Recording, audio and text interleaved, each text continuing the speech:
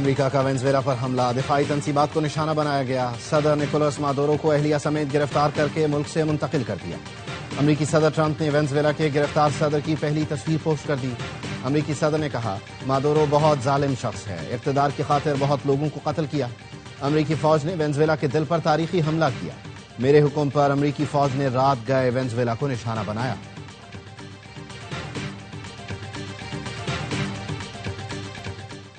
نائب وزیر اعظم کے عالمی رہنماؤں سے رابطے، اسحاق ڈار کا یو اے ای کے وزیر خارجہ شیخ عبداللہ بن زائد کو ٹیلی فون، خطے کی موجودہ صورتحال پر تبادلہ خیال، مثبت پیش رفت اور اطمینان کا اظہار۔ کہا، مکالموں اور سفارتکاری کے نتیجے میں زمینی حقائق میں بہتری آئی۔ اسحاق ڈار کا ترک ہم منصب سے بھی ٹیلی فونک رابطہ، خطے میں مسائل کے حل کے لیے فریقین کی کوششوں کو سراہا۔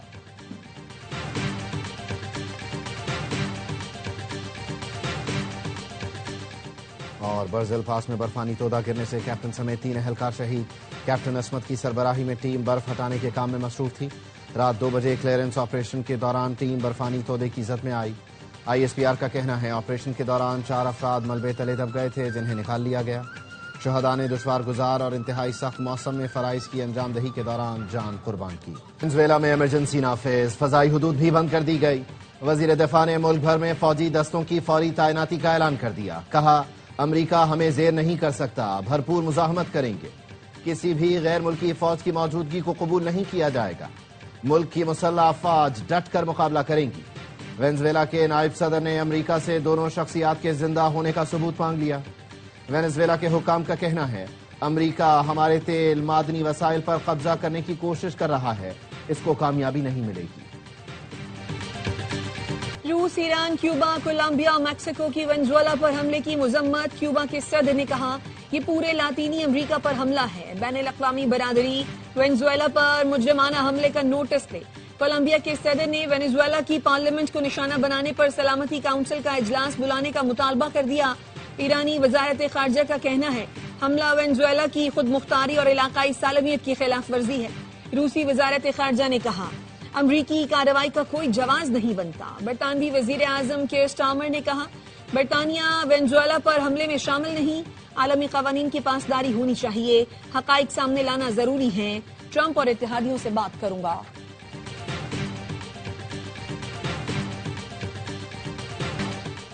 پاک فضائیہ کا جدید ترین تیمور ویپن سسٹم کا کامیاب تجربہ۔ Taimur air launch cruise missile زمینی اور سمندری اہداف کو 600 کلومیٹر تک نشانہ بنا سکتا ہے۔ آئی ایس پی آر کے مطابق روایتی وار ہیڈ اور جدید نیویگیشن اور گائیڈنس سسٹم سے لیس تیمور میزائل کم بلندی پر پرواز کرتا ہے۔ میزائل مختلف دفاعی میزائل سسٹمز کو دھوکہ دینے کی صلاحیت رکھتا ہے۔ صدر مملکت آصف علی زرداری، وزیر اعظم شہباز شریف، وزیر داخلہ محسن نقوی اور ایئر چیف مارشل کی کامیاب تجربے پر مبارکباد۔ صدر زرداری نے کہا، ملکی دفاع مزید مضبوط اور خطے میں استحکام کو تقویت ملی۔ وزیر اعظم شہباز شریف نے کہا، کامیاب تجربہ پاکستان کی دفاعی صنعت کی تکنیکی پختگی جدت کی نشاندہی کرتا ہے۔ تیمور ویپن سسٹم کی بدولت ملک کا دفاع مزید مستحکم ہوگا۔ محسن نقوی نے کہا، تیمور ویپن سسٹم سے پاکستان نے بھارتی وزیر خارجہ کے غیر ذمہ دارانہ الزامات کو مسترد کر دیا۔ ترجمان دفتر خارجہ نے کہا، بھارت دہشت گردی کو فروغ دے رہا ہے، علاقائی عدم استحکام میں اپنے کردار سے توجہ ہٹانے کی کوشش کر رہا ہے۔ پاکستان کے خلاف دہشت گردی کے فروغ میں بھارت کی مداخلت حقیقت ہے۔ کلبھوشن یادو پاکستان کے خلاف ریاستی سرپرستی میں دہشت گردی کی واضح مثال ہے۔ سنتاس معاہدہ نیک نیتی سے بھاری قیمت ادا کر کے طے پایا تھا۔ اس کی یک طرفہ خلاف ورزی سے علاقائی استحکام کو نقصان پہنچے گا۔ پاکستان معاہدے کے تحت جائز حقوق کے تحفظ کے لیے اقدامات کرے گا۔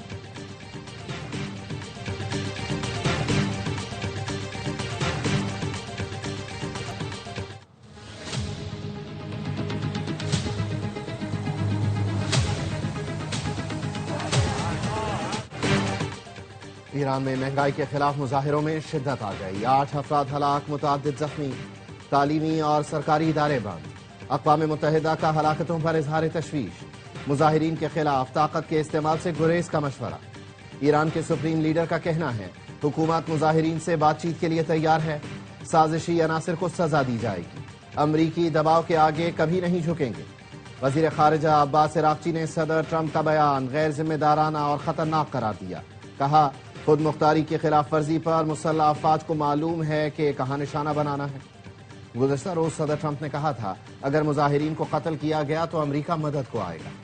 سابق امریکی وزیر خارجہ مائک پومپیو نے مظاہرین میں موساد کے ایجنٹوں کی موجودگی کا اعتراف کر لیا۔ پومپیو نے ایکس پر لکھا، ایرانی مظاہرین اور ان کے ساتھ چلنے والے موساد ایجنٹس کو نیا سال مبارک۔ ایرانی حکومت کے 47 برس اور ٹرمپ امریکہ کے 47ویں صدر، کیا یہ محض اتفاق ہے؟ سرکار کی پھر کرکٹ میں مداخلت، آئی پی ایل میں منتخب ہونے والے بنگلہ دیشی فاسٹ بالر مستفیض الرحمان کو لیگ سے باہر کر دیا۔ بی جے پی رہنما نے مستفیض کو ایئرپورٹ سے باہر نہ نکلنے دینے کی دھمکی دی تھی۔ مستفیض کو منتخب کرنے پر شاہ رخ خان بھارت میں غدار قرار۔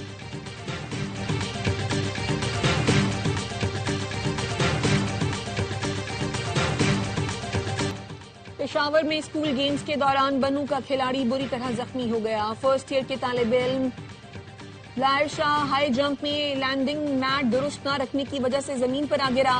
نوجوان ایتھلیٹ کو کمر میں شدید چوٹ آئی۔ بنو کمبائنڈ ملٹری اسپتال میں داخل کروا دیا گیا۔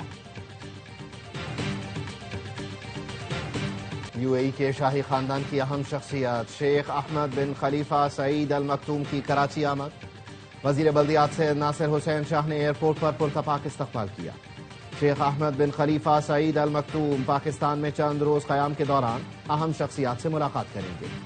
وزیر بلدیات ناصر حسین شاہ کہتے ہیں سندھ میں سرمایہ کاری کے بہترین مواقع موجود ہیں۔ یو اے ای اور پاکستان آئرن برادرز ہیں، ہر مشکل میں ساتھ کھڑا۔ سہیل آفریدی کو سیکیورٹی بھی دیں گے اور پروٹوکول بھی۔ وزیر بلدیات سندھ ناصر حسین شاہ کہتے ہیں وزیر اعلیٰ خیبر پختونخوا ہمارے مہمان ہوں گے، اگر وہ سندھ اسمبلی آنا چاہیں تو خوش آمدید کہیں گے، کھانے اور چائے کی دعوت دیں گے، بھرپور مہمان نوازی کی جائے گی۔ کے پی حکام نے کہا سیکیورٹی نہیں چاہیے لیکن ہم بھرپور سیکیورٹی دیں گے۔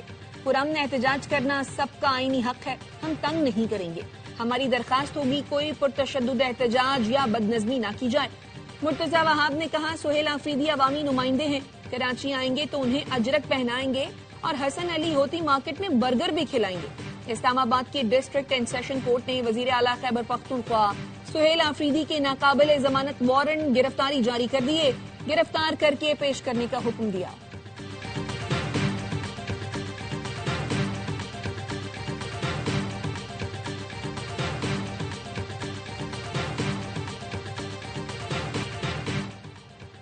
پانچ سال کے لیے پاسپورٹ کو پی سی ایل میں رکھنا غیر قانونی ہے۔ شہریوں کے آئینی حقوق سے متصادم قانون سازی کی اجازت نہیں دی جا سکتی۔ لاہور ہائی کورٹ نے پاسپورٹ رولز 2021 کی دفعہ C-222 کا لدم قرار دے دی۔ فیصلے میں لکھا کسی شہری کا پاسپورٹ ضبط یا معطل کرنے کا طریقہ ایکٹ میں موجود ہے۔ پاسپورٹ غیر مؤثر بنا کر شہری کو سفر کے حق سے محروم نہیں کیا جا سکتا۔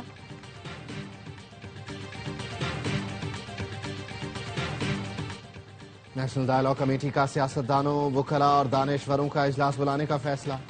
رواں ہفتے اسلام آباد میں ہونے والے اجلاس کے لیے فواد چودھری، عمران اسماعیل اور محمود مولوی نے رابطے شروع کر دیے۔ فواد چودھری کہتے ہیں کانفرنس کا مقصد سیاسی ایشوز پر قومی جماعتوں میں ہم آہنگی پیدا کرنا ہے۔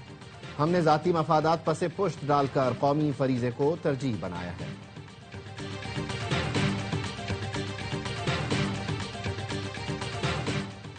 گورنر خیبر پختونخوا کے عہدے کے لیے 10 سے 12 امیدواروں کی اہم شخصیت سے ملاقاتیں۔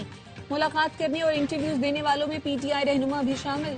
دیگر شخصیات میں سابق ججز، بیوروکریٹس، ٹیکنوکریٹس، چند سیاستدان جن میں آفتاب شیرپاؤ بھی شامل تھے۔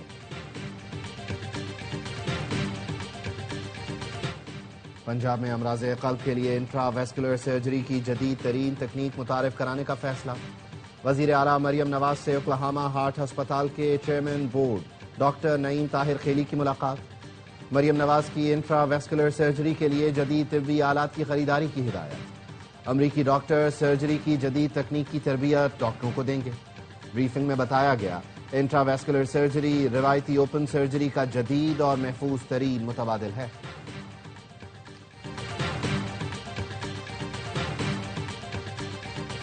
کوئٹہ کی سڑکوں پر گلابی بسیں چلنے لگیں۔ خواتین کے لیے پنک بس سروس کا آغاز۔ شہر میں چلنے والی 21 بسوں میں سے 5 خواتین کے لیے مختص کر دی گئیں۔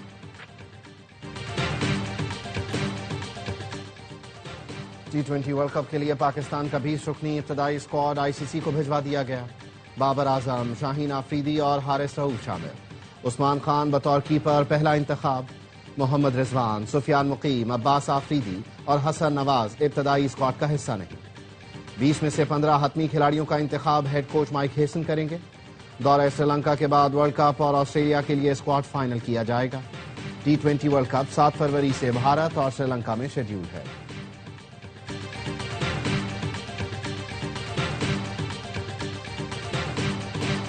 بہت جلد پاکستان میں ویمنز کرکٹ لیگ کرائیں گے. ویمنز ورلڈ کپ کے پاکستان میں انعقاد کی بھی کوشش کر رہے ہیں. چیئرمین PCB محسن نقوی کی نیشنل اسٹیڈیم آمد کے موقع پر میڈیا سے گفتگو. پاکستان ویمنز کرکٹ ٹیم کے کھلاڑیوں اور آفیشل سے ملاقات کی. ہیڈ کوچ وہاب ریاض نے تربیتی کیمپ کے حوالے سے بریفنگ دی. پاکستان ویمنز ٹیم فروری میں ون ڈے اور T20 سیریز کے لیے جنوبی افریقہ کا دورہ کرے گی.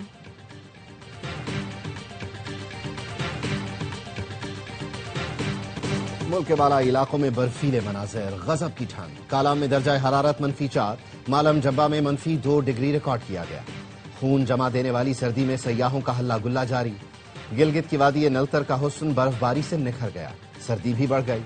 چترال میں ہر سو سفیدی چھا گئی. ٹھنڈے ٹھار موسم میں بڑوں کے ساتھ بچوں کے بھی مزے آ گئے. بلوچستان بھی یخبستہ ہواؤں کی لپیٹ میں. قلات کا درجہ حرارت -6، کوئٹہ کا -3 تک جا پہنچا.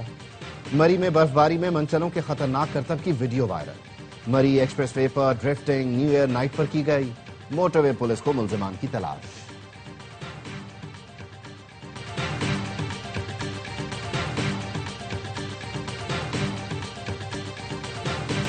رواں سال کا پہلا سپر مون، پاکستان بھر میں بھرپور مظاہرہ. سپر مون پورے چاند سے 6 سے 7% بڑا اور 10% زیادہ روشن ہے.